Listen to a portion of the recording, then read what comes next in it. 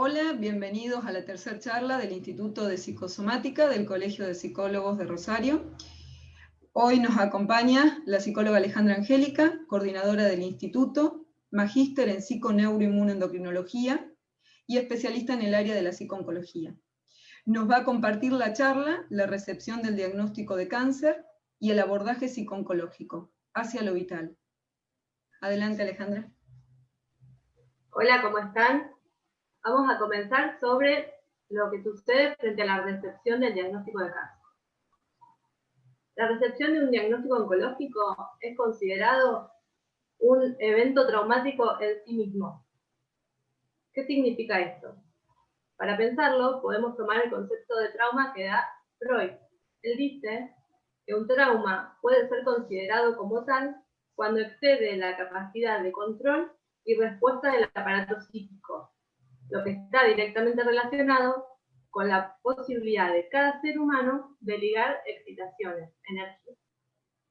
Entonces, vemos que el concepto de trauma es relativo y debe incluir al sujeto como individuo, con su historia particular.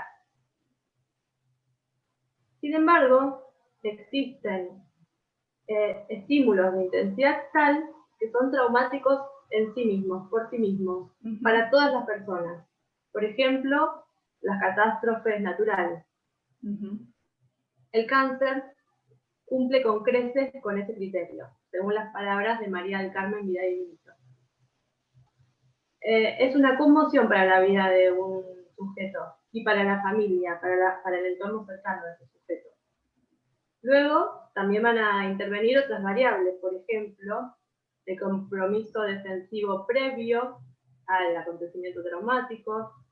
Cómo se ha vivido esto será el resultante de la historia de vida de esa persona. También va a depender del momento de la vida en que esté esta persona. No es lo mismo recibir un diagnóstico de este tipo a los 30 años que a los 80 años, no es lo mismo. Y también dependerá de la red de sostén con la que cuente este sujeto. Las reacciones son múltiples y variadas. Para ejemplificarlo, podemos tomar algunos ejemplos extraídos del consultorio psicooncológico. Una paciente decía: dejé de escuchar luego de que el médico lo dijo. No recuerdo nada. No sé, de hecho, ahora no sé qué tengo que hacer. Dando cuenta del shock, del impacto. Otra persona decía: renuncié al trabajo. Pensé que iba a faltar mucho, que me iba a ausentar mucho y luego me iba a morir. ¿Sí? Dando cuenta de cómo es vivido como una sentencia de muerte. De hecho, esta persona hoy está bien, se encuentra en etapa de controles, y bueno, da cuenta de la reacción masiva y del shock que sintió. En otro polo, una paciente decía: lo único que me preocupa es el pelo, dando cuenta tal vez de un mecanismo vinculado con la negación. Otra persona decía: me encerré en mi casa, no salí por varios días. También lo que sucede muchas veces es que no se menciona la palabra cáncer. No aparece ese significante. Tal vez se refieren a eso con eufemismos o de manera indirecta. Entonces, empezar a poner palabras ahí es sin duda es terapéutico en sí mismo. Sí, poder empezar a decir algo de esto, Alejandra, ¿no? Porque la reacción es masiva, o sea, la persona queda en estado de shock y no puede por ahí reaccionar, y bueno, y estas reacciones que vos estás comentando, estas viñetas clínicas, dan cuenta de eso, ¿no? De cómo cada sujeto reacciona en un primer momento ante el diagnóstico. Este estado de shock y aturdimiento es muy frecuente.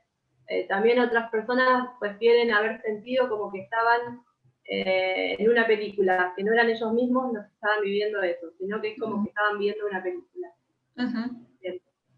Sí. Sucede que cuando alguien recibe un diagnóstico de estas características, lo primero que le viene al pensamiento, a la idea, es la posibilidad de morir. Y la posibilidad de morir no como algo remoto, y lejano, sino como algo concreto y real, como algo cercano. Así no sea el pronóstico. Eso es lo primero que aparece. También aparece la pregunta de ¿por qué a mí? ¿Qué hice yo para merecer esto? ¿Es un castigo? Hay mucho enojo, negación, como decíamos. Sucede que se ven modificados abruptamente, en líneas generales, muchos de los aspectos de la rutina cotidiana de un sujeto. Tal vez la persona debe dejar de trabajar, debe empezar tratamientos que van a modificar lo diario. Las acciones que se pueden observar, como el shock del primer momento, no lograr entender la situación, no comprender del todo lo que está pasando, angustia desbordante, sentirse paralizado, incrédulo, desesperanzado, y muchos pensamientos, vivencias y sentimientos en este orden son comunes y considerados parte de un proceso de adaptación normal. O sea, Alejandra, que podemos decir que son emociones esperables. Son emociones y estados emocionales esperables, de hecho no deben confundirse con una depresión o con un trastorno de ansiedad. Se da lo que se llama duelo oncológico, que es un proceso sano, adaptativo, como decía Valeria, y necesario, que en un primer periodo se caracteriza por un estado de aturdimiento o sensaciones de aturdimiento, de negación. Otra característica es que aparece mucho miedo, temor e incertidumbre, que son parte de la situación, se desprenden de esta situación, no saber qué va a pasar. En algunos casos este miedo es vivido como verdadero terror, llegando a ser paralizante. Personas que tal vez dicen no puedo hacer el tratamiento, no quiero hacer nada. Un estado de pánico. Un estado de pánico. Sí, así no se presente como con las características del trastorno de pánico, pero es un estado de pánico paralizante. Los temores que aparecen son el temor a los efectos secundarios, de las quimioterapias, de las intervenciones quirúrgicas. Se da lo que se llama duelo oncológico. Luego de la recepción del diagnóstico, se da este duelo, que es un proceso sano, adaptativo, necesario, y es caracterizado al principio por un estado de aturdimiento y esta respuesta de negación. También aparece mucho miedo, temor e incertidumbre. En algunos casos este miedo llega a ser terror, llega a ser paralizante. Temor, por ejemplo, aparece a los efectos secundarios de los tratamientos, temor a las intervenciones quirúrgicas, a las reacciones familiares, a preocupar mucho al otro, o a que el otro no pueda atenderlo, temor a las reacciones sociales, laborales, a los cambios en la vida sexual, en la intimidad, en la imagen corporal, a la pérdida de la identidad personal, es decir, tal vez la persona siente que ella no es quien era, tal vez era una persona que trabajaba de tal cosa, hacía tal cosa, y ya no puede hacerlo, aunque sea momentáneo, se ve afectado el proyecto identitario de una persona. Otro temor recurrente es el temor a que los sentimientos me enfermen. De hecho, se oye con frecuencia asociaciones entre lo afectivo y la causa del desencadenamiento de la enfermedad. Por ejemplo, me enfermé porque nunca pude superar la separación.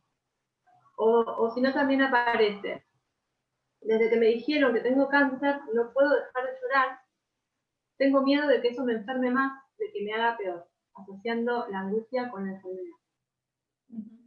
Entonces se da, y es muy frecuente, la presencia de estos sentimientos de culpabilidad.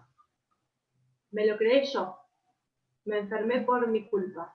Hay que tener mucho cuidado en no reforzar esto y trabajarlo. De hecho, desde una perspectiva integrativa, nos orientamos al modelo de la responsabilidad. Cuando una persona se hace responsable, no culpable, deja de ser víctima.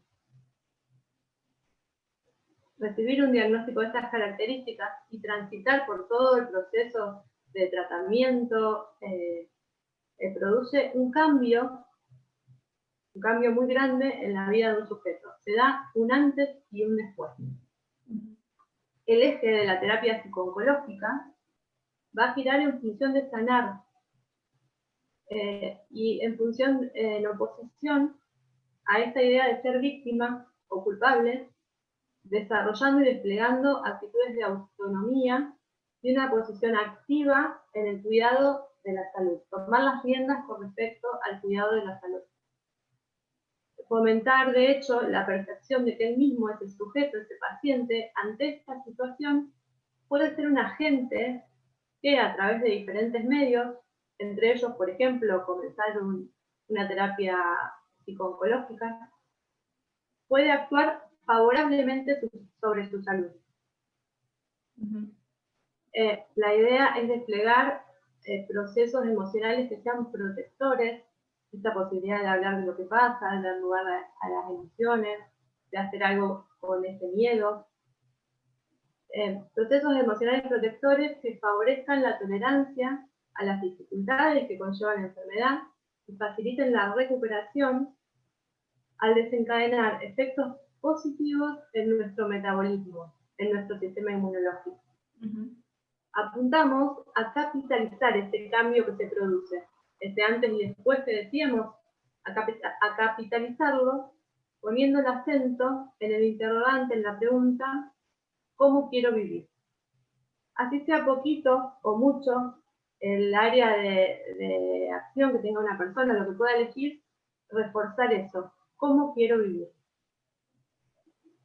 Apuntalamos la tentativa del paciente de modificar las razones o las circunstancias afectivas por las cuales cree que se enfermó, tomando las palabras de José Chávez. No decir que se enfermó por eso, pero sí apuntalarlo, sí retomarlo, entonces poder trabajarlo, poder elaborar eso, a lo que el paciente le atribuye tanta carga. Un sujeto que se encuentra atravesando un proceso oncológico puede verse beneficiado por un apoyo terapéutico. ¿Cómo? A través de la relación terapéutica, a través del vínculo, como en casi todas las terapias. A través de un vínculo que permita hacer consciente afectos y alojar emociones, poniendo el acento en las elecciones y apuntalando el registro de necesidades. Registros que muchas veces vemos que hay carencias en el registro de necesidades, que son estructurales, que tal vez no comienzan con el proceso de la enfermedad, pero sí es muy importante trabajarlo. Un vínculo terapéutico que permita pensar tanto la enfermedad como la salud desde lo integral, orientándonos al despliegue de procesos transformadores. Un espacio terapéutico depositario de todas estas emociones y temores de los que hablábamos, un espacio en el que se eche luz sobre los mecanismos psíquicos concomitantes al proceso de enfermar o a la enfermedad, un espacio que pueda contribuir a construir lo que es vital para este sujeto.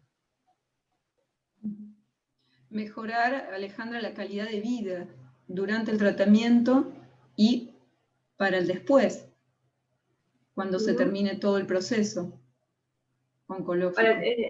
Es muy buena la observación, porque eso en general una persona que transita por una enfermedad oncológica cambia. Y también con el después, luego las personas también pueden recuperarse y están en una etapa de control de la enfermedad, no de tratamiento, porque la enfermedad no está presente o activa, y este cambio sigue siendo parte de la vida de ese sujeto, la posibilidad de empezar a ser quien toma las riendas de su vida, quien puede ponerse en primer lugar. Sí, y hacerse cargo de todo lo que le sucede y bueno, y lo que quiere proyectar para su vida luego de toda esta situación que vive, que es traumática, como vos bien lo decías al principio. Así es. Así que bueno, la idea de esta charla era dar difusión a estos conceptos, y la idea es seguir dialogando o atendiendo consultas, y para eso, bueno, dejamos los mails, mi mail personal y el mail del instituto, que acá ahora va a aparecer en pantalla.